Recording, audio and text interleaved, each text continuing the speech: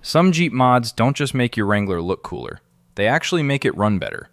Better throttle response, lower engine temps, more power, even better MPG. The problem is, a lot of these mods sit in a legal gray area that cops absolutely hate. So today, I'm breaking down 10 almost illegal Jeep mods owners swear by, because the performance gains are real. Let's start at number 10 with window tint, the mod every Jeep owner has bent the rules on. Factory Wrangler glass is dyed at around 20% on the rear, and it does almost nothing for heat. So most owners head straight to the tint shop and add film to the front windows too. The problem? Most states cap your front side windows at 70% visible light transmission, and a lot of shops will happily install 35 or even 20% if you ask. That's where it crosses the line. But the performance angle is what nobody talks about. Quality ceramic tint blocks up to 80% of infrared heat. One Jeep owner with an IR gun measured a real-world drop from 121 degrees on the dash to 87 degrees just from adding the film. That's a 34-degree difference baking through your windshield. Now think about what that does to your AC compressor. Less cabin heat means the compressor cycles off sooner, which means less load on the engine, which means slightly better throttle response and a real bump in summer fuel economy. You're not gaining horsepower on paper, but you're keeping the horsepower you already have from getting eaten by a screaming AC system in 100-degree weather. It's a comfort mod, a stealth efficiency mod, and a legal landmine all in one. Now we move to number 9, the Snorkel, which looks ridiculous until you actually need it. Walk past a Wrangler with a snorkel sticking up the A-pillar, and most people assume the owner just wants to look hardcore. They're partly right. But the engineering reason is real, and it's why AFE, ARB, and Rugged Ridge sell thousands of them every year. Your stock JK or JL air intake sits low and behind the front grille, sucking warm engine bay air and any water you happen to drive through. Jeep's own owner's manual lists a maximum water fording depth of around 30 inches on stock models, and even shallower water can hydrolock the engine if you create a bow wave. A snorkel relocates the intake up to roof height, which means cleaner, cooler, and dust-free air all the way to the throttle body. Drivers in dusty trail country swear by the Vortex pre-filter on top, which spins out dirt before it ever reaches your air filter. One JK owner crossing the Mojave reported his main filter stayed visibly cleaner for thousands of miles longer than stock. Where it edges into illegal territory is when you stack it with a tall lift. Many states cap overall vehicle height at 13 feet 6 inches, and a snorkel poking another 8 to 10 inches above your hardtop on a lifted rig can put you over. New Jersey, Maryland, and a handful of other states will fail you at inspection. But on a stock height Jeep that actually sees water, cheapest insurance against a $5,000 hydrolocked engine you'll ever buy. Sliding into number 8, the LED light bar, which is everywhere yet legal almost nowhere. Walk through any off-road meet and 80% of the Jeeps have a light bar mounted somewhere. On the bumper, on the A-pillars, on the roof, sometimes all three.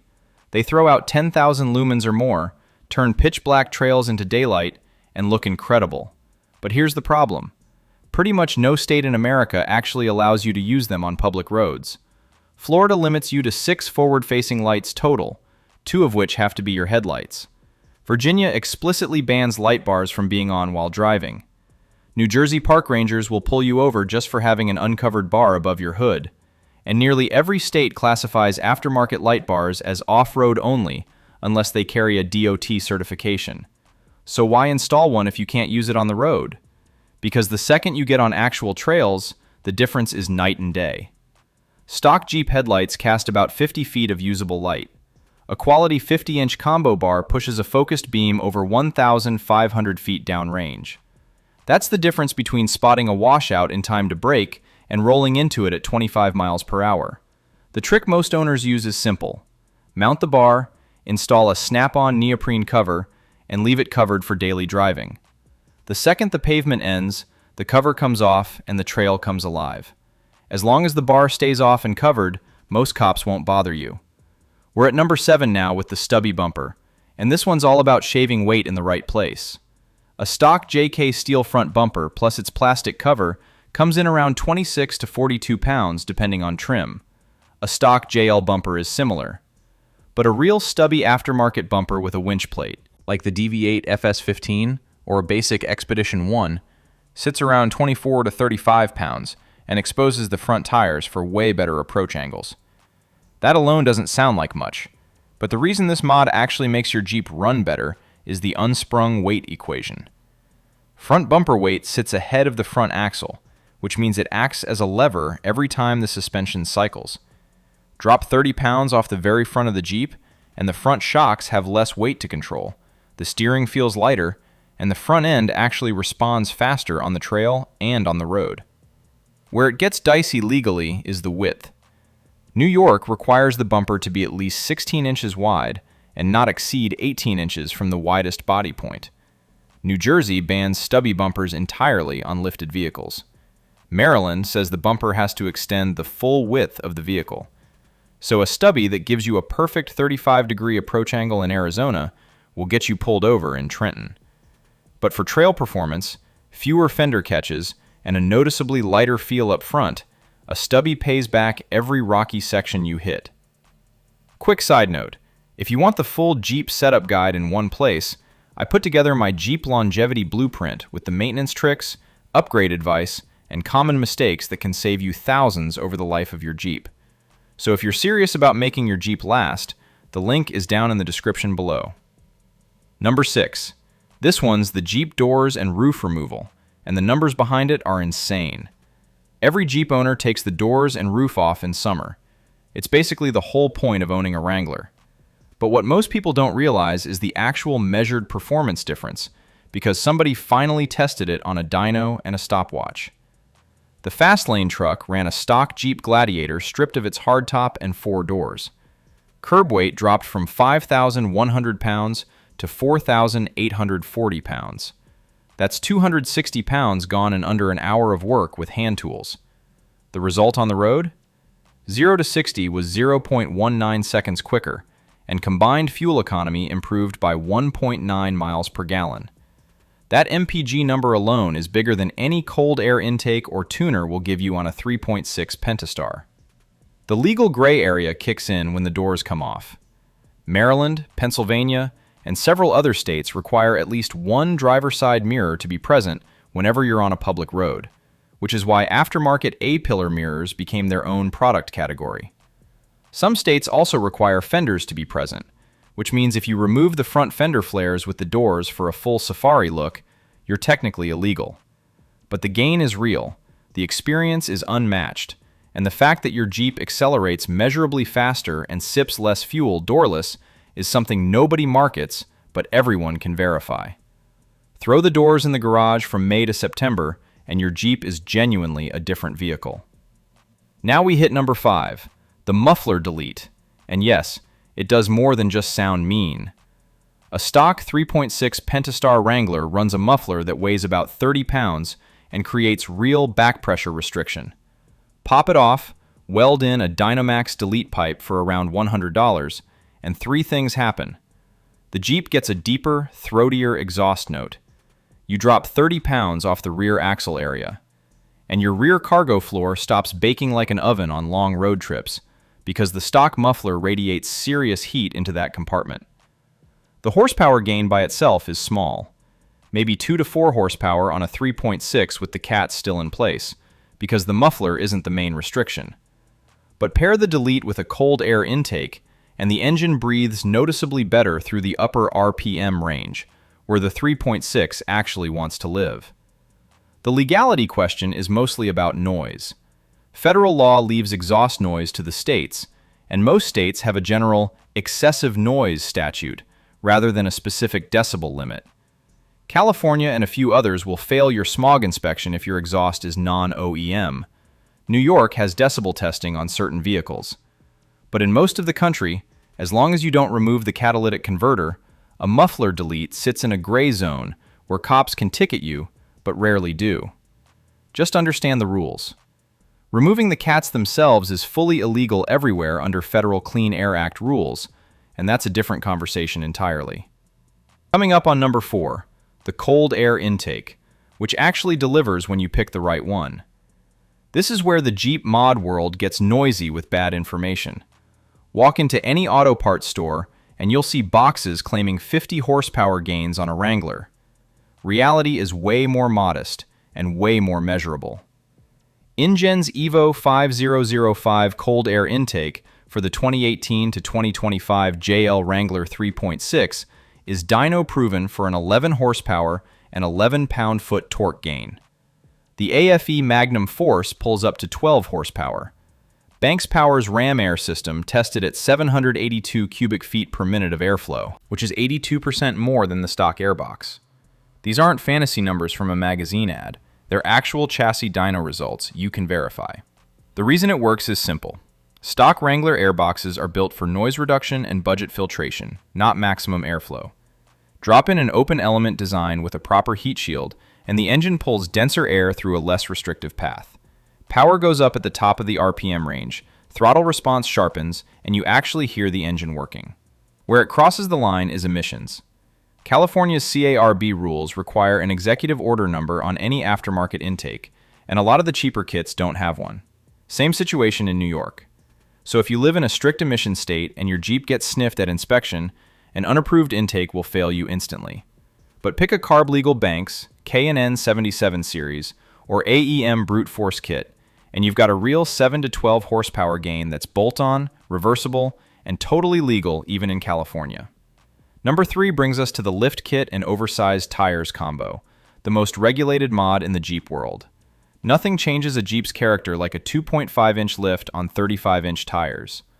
Suddenly you've got 11 inches of ground clearance, real approach angles, and the ability to crawl over obstacles that would high center a stock Rubicon. Off-road performance isn't just better, it's transformed. But this is where the legal patchwork gets brutal. Illinois caps suspension modification at 3 inches above stock. South Carolina is 6 inches max. Virginia requires the bumper to stay between 14 and 22 inches off the ground. New Jersey has a special inspection sticker requirement for any body lift or any tire size larger than 4 inches over the maximum factory tire. Cross the wrong state line and your perfectly legal Texas Jeep is suddenly a fail in New Jersey. The on-road performance angle is real too. Bigger tires have more sidewall flex, more rolling resistance, and a higher center of gravity. Speedometers read inaccurately because the speedo measures wheel rotations, not actual speed. So 35-inch tires on stock gearing will show you going 60 when you're really doing 67. That's why this mod almost never lives alone. You lift it, you tire it up, and then you re-gear, which is exactly what we're getting to next. On its own, a lift is a state-by-state legal gamble. Properly executed, it's the difference between a daily driver and an actual off-road weapon. Sliding into number 2, Jeep regearing, and this is the mod that makes everything else actually work. Here's the secret nobody markets. When you put 35-inch tires on a JL Wrangler with stock 3.45 or 3.73 gears, you've effectively detuned the engine. The 3.6 Pentastar makes 285 horsepower, but down at the wheels with the wrong gearing and big tires, you're feeling closer to 200. The Jeep lugs, the transmission hunts, hill climbs become a downshifting nightmare, and fuel economy tanks. Regearing fixes all of it. Drop in 4.88 seconds or 5.13 seconds for 35 seconds, and you're back to a proper power band. The engine sits in its torque sweet spot at highway speeds, the transmission stops searching for gears, and acceleration feels stock again. The MPG result surprises people. One TJ owner with 35-inch tires running 4.88 seconds was getting under 12 miles per gallon. Switch to 5.38 seconds, and his economy jumped to 14.6 miles per gallon. That's a 22% improvement just from putting the engine back in its happy zone. Lower RPM doesn't always equal better mileage. Right RPM does. The legal twist is the speedometer. After regearing for bigger tires, you have to recalibrate the speedometer through the ECU or a tuner like the Taser JL or AccuSpeed module. If you don't, you're driving with an inaccurate speedometer, which is technically a moving violation in every state. Most owners never bother, and most cops never check. A regear plus recalibrator runs about $2,300 to $2,700 at a shop. Single biggest performance recovery mod a lifted Jeep can get. Finally at number 1, the Performance Tuner, the mod that unlocks everything Jeep left on the table. The Jeep ECU comes from the factory tuned for the lowest common denominator. 87 octane fuel, factory tire size, stock altitude, conservative ignition timing, and a strict top speed limiter. Plug in a tuner like the Diablo Sport InTune i3, the Superchips Flashpack F5, or for the Rubicon 392, the Livernois My Calibrator, and you can pull all of that back. The numbers are no joke. Livernois publishes a verified 35 horsepower gain at the wheels on the Rubicon 392 with their 93-octane tune. The 6.4-liter Hemi went from 470 horsepower stock to over 500 at the crank. On the 3.6 Pentastar, results are more modest, around 8 to 15 horsepower with 91 or 93 octane and a CAI-matched tune. On the 2.0 Turbo, results jump back up because you can actually adjust boost. But the real magic is the supporting tuning. Speedometer correction for bigger tires. Tire size adjustment, disabling that obnoxious daytime running light. Adjusting auto stop. Locking the differentials in 2WD on Rubicons. Removing the factory top speed limiter.